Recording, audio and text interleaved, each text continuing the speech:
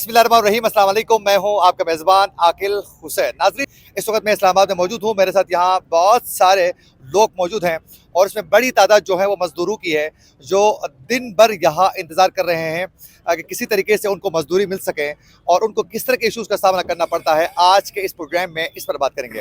नाज़रीन, आप सब बखूबी आगाह हैं कि इस वक्त तमाम सियासी जमातें जो हैं वो हुकूमत साजी में मसरूफ़ अमल है और कोशिश की जा रही है कि हुकूमत साजी मुमकिन हो सके। लेकिन एक जानिब पे हुकूमत साजी मुकम्मल नहीं हो रही है, दूसरी जानिब आए रोज़ पेट्रोलियम मसनूआत की कीमतों में इजाफे की वजह से महंगाई में बेताशा इजाफा हो चुका है। उसकी वजह से गरीब और मुतवस्सित तबके का जीना महाल हो चुका है।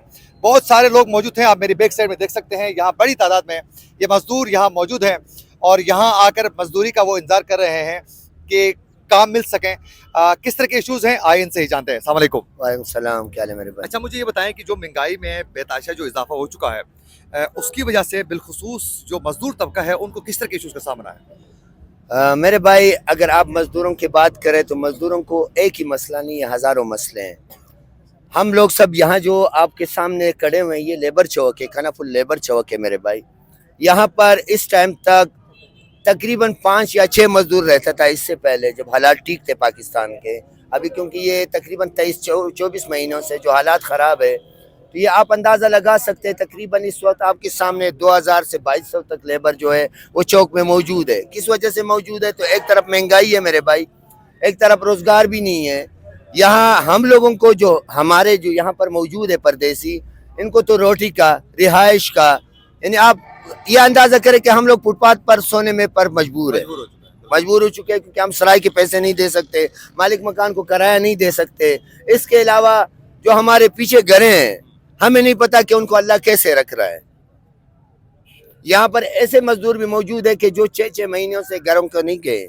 किस वजह से नहीं गए? कि उनके पास किराया नहीं है, पैसे नहीं है। तो मसाइल तो हमारे बहुत ज्यादा हैं। अभी जहाँ तक हुकूमत साजी की आपने बात की, तो हुकूमत साजी ये अगर फेयर इलेक्शन करवाते तो हुकूमत साजी होती और आज हो सकता हमारे लिए कोई सोच लेता। ठीक है। अच्छा, मुझे ये बताएं कि कितना मुश्किल होता है घर चलाना? भैया बहुत मुश्किल हो गया है, महंगाई बहुत ज्यादा है, रोटी नहीं खा सकता आदमी। और 3 दिन लोग की भूखे पड़े हैं, इधर से पूछेंगे तो कोई मजबूरी नहीं पता साहब। मजदूरी नहीं मिलती है? नहीं मिल रही, बिल्कुल नहीं मिल रही। आज 5-6 दिनों के बिल पड़ा इधर से एक दिन। कोई आदमी भी अस्सलाम वालेकुम, कोई भी असम्बली में अफसर बैठता है, बड़े से लागे छोटे तक कोई भी है, सबको सलाम वालेकुम है मेरे। कोई भी नामा भी हुकूमत का आदमी कोई भी बैठता है, लेकिन मजदूर आदमी को तो सिर्फ मजदूरी के लिए, किसके लिए नहीं है। मजदूरी का सबको मिले, सब हर आदमी को सलाम भी करता है, दुआ भी मांगता है। कोई अफसर भी बैठता है, बेचारे किसके पास पैसा नहीं है, कोई रोटी भी नहीं देने को खा सकता। मेहरबानी करना, जैसे असम्बली में मीटिंग करते हैं, इसके मजदूर आदमी की भी मीटिंग करना उधर।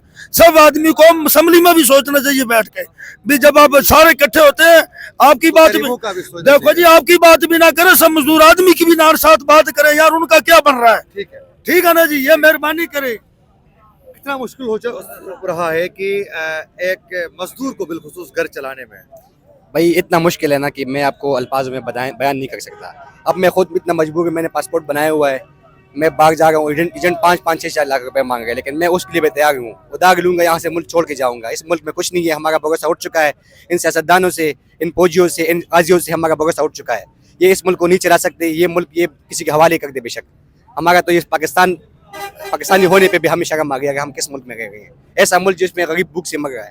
ठीक है, कोई निज़ाम नहीं है, कोई कानून नहीं है गरीब के लिए। हर बंदा आते हैं, अपने पेट में डालते हैं, अपनी लिए सोचते हैं, अपने मफाद के लिए सोचते हैं। सियासत क्या है? कोई कहता है मैं ये कर लूँगा। हर बंदे से हमारा भरोसा उठ चुका है। खुदा के लिए इस गरीब बंदों के लिए भी कुछ सोचो। ठीक है, नहीं सोच सकते हो तो इनको गोली मार दो ताकि किस्सा ही खत्म हो जाए। यही कर सकते हैं, हम क्या करेंगे। ठीक है, ये आप देख सकते हैं कि यहाँ ये नौजवान भी मौजूद हैं, छोटे छोटे बच्चे जो इस वक्त इनको स्कूल में होना चाहिए, लेकिन ये मजदूरी करने पर मजबूर हो चुके हैं। लेकिन पूछने वाला कोई नहीं है। आप कहाँ से आए? सवाबी से। सवाबी से। आप भी मजदूरी करते हैं? जी, मजदूरी के लिए। मुश्किल हो जाता है यहाँ आकर? मुश्किल होता है, मुश्किल तो बहुत ज्यादा है। तो कितना कमाते हैं महीने में? महीने में 2-3 महीने हो गए। अच्छा, मजदूरी सही तरीके से नहीं मिल रही? नहीं मिल रही, सही मजदूरी नहीं मिल ठीक है। चाचा, कितना मुश्किल हो रहा है आजकल? मुश्किल हो रहा है जी, बस काम भी नहीं मिल रहा, रेत बजरी महंगी, हर चीज पे टैक्स लगा हुआ है। हमारे ठेकेदार जो जाते हैं काम पर, हमको पैसे भी नहीं देते। जो मालिकी का काम होता है वो करते हैं, ठेकेदार पर पैसे भी नहीं देते। इतनी मुश्किल है। एक 500 रुपए की एक रेडी रेत की मिलती है, 500 रुपए की बजरी की रेत मिलती, 1250 का सीमेंट है। हमारा ये गुजारा होता था इसी मजदूरी पर। सस्तानों सामने कोई वास्ता नहीं, हमारा रिश्तेदार किसी के पास नहीं है। कोई भी हुकूमत आ जाए हमारे गरीबों के लिए बेहतरी हो जाए बस। ठीक है, यहाँ एक बुजुर्ग भी यहाँ मौजूद है, आप देख सकते हैं। ये ज़ईफ शख्स है और इसके पाँव में जो बूट हैं वो भी प्लास्टिक के हैं, वो भी फटे हुए हैं। चाचा जी मजदूरी मिल रही है? नहीं मिल रही, को मिल रही है। अच्छा, हाँ नहीं, कितने दिनों से नहीं मिली है? हाँ काफी दिन हो गए जी, कोई 1-2 दिहाड़ी लगी, हफ्ते पे तो लगी, बस वो भी खा जाने हैं। हाँ घर कहाँ है? घर उधर पीछे है, कहाँ पे? बटाग्राम में। पटग्राम में। आप खुद यहाँ कहाँ रहते हैं? बस इधर रहते हैं, कदे किधर रहते हैं, कदे किधर सराय में, कदे कर पैसे दे कर रहते हैं। अच्छा, तो कितना खर्चा आता है आपका अपना यहाँ? खर्चा होटल पर 200-250 रुपया टाइम पर खाने पर का लेते हैं।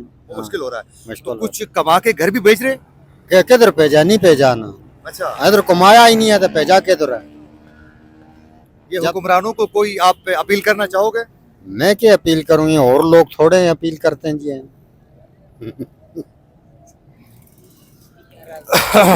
नाजरीन, आप लोगों ने ये जो मजदूर थे इनकी गुफ्तगू आप लोगों ने सुनी कि बदकिस्मती का आलम यही है कि तमाम सियासी जमातें जो हैं इस वक्त हुकूमत साजी और फिर इक़्तिदार के हवस में कुर्सी के में बरजमान होने के लिए, इक़्तिदार में काबिज होने के लिए तमाम सियासी जमातें एक दूसरे को नीचे दिखाने की तो कोशिश कर रही हैं। वहीं साथ साथ मुक़द्दर हल्के जो हैं तमाम सियासी जमातों को कंट्रोल करके अपने एक पाकिस्तान में गेम चलाने की कोशिश की जा रही है। लेकिन अफसोस का मकाम ये है कि ये तमाम सियासी जमातें, मुक़द्दर हल्के, मिलिट्री एस्टेब्लिशमेंट सारे जो है मिलकर कभी इन गरीब लोगों का नहीं सोचा जाता है कि ये कैसे दिन गुजारते हैं और इनको क्या 2 वक्त की रोटी भी मिल रही है या नहीं मिल रही है। यहाँ बहुत से लोगों से हमारी बात हो गई, इनके अंदर गम और गुस्सा पाया जा रहा है। ये किसी वक्त भी ब्लास्ट हो सकते हैं।